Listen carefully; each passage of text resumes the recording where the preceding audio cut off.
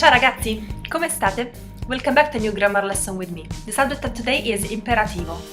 And if you haven't seen already my lesson about listening practice on Italian recipe, I strongly suggest you to watch it because it's a nice way to review actually this subject, imperativo. Allora, imperativo. Leggiamo questi mini dialoghi. Questo film non mi piace. Cambiamo canale allora. Uffa, forse ho perso le chiavi di casa. Sicura? Guarda bene in borsa. Se hai tempo, leggi quell'articolo. Siamo in super ritardo. Dai, correte! Non fa caldissimo? È vero, apri la finestra. Usciamo, ho bisogno d'aria. As usual, I underline a particular word. You probably recognize a normal verb at the present, but what actually are these sentences? Let's change channel. Look better in your bag. Read this article and so on. They are orders or exhortations. To express this in Italiano, we have a particular mood called imperativo, from Latin imperare, that is to reign, to rule.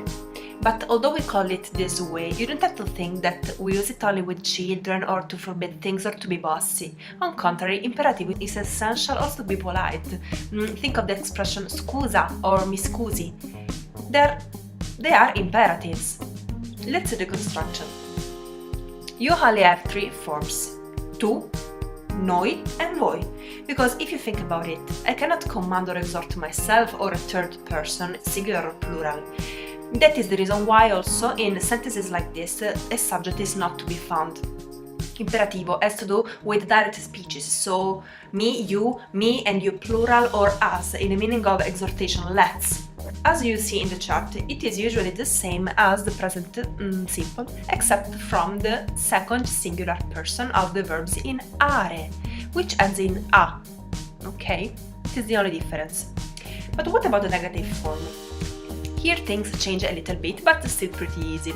In fact, the negative imperative is usually identical to the negative form of the present. See sentences such as non mangiate, non andate, non andiamo, so not a big deal.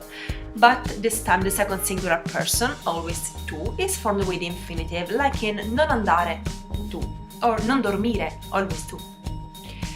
Now, if we watch this chart, we can see that there are some verbs that look strange. What are these? Di, fa, da? Simple. They're just irregular forms of imperativo. Most of them can be either spelled with the final I and without, putting an apostrophe instead to show that the vowel fell. Can you think of a sentence with these verbs? A sentence such as go slow, va piano, or vai piano, or let's go away, andiamo via, eccetera eccetera. Here you find some exercises where you can apply the rule. Pause and make sure you have finished before watching the solutions that follow in 3, 2, 1. Ragazzi, also this video lesson is over. Hopefully you liked it. If so, mettete mi piace, iscrivetevi al mio canale e ricordate di guardare il video sulla ricetta pasta al forno per praticare l'ascolto dell'imperativo. What I just said? All these were imperatives. So, thumbs up and subscribe my channel if you like it, for always new contents twice a week. Remember to watch also the video about Italian recipe and the repeat I will post it in the description, and practice imperativo. See you soon! Ciao ciao, alla prossima!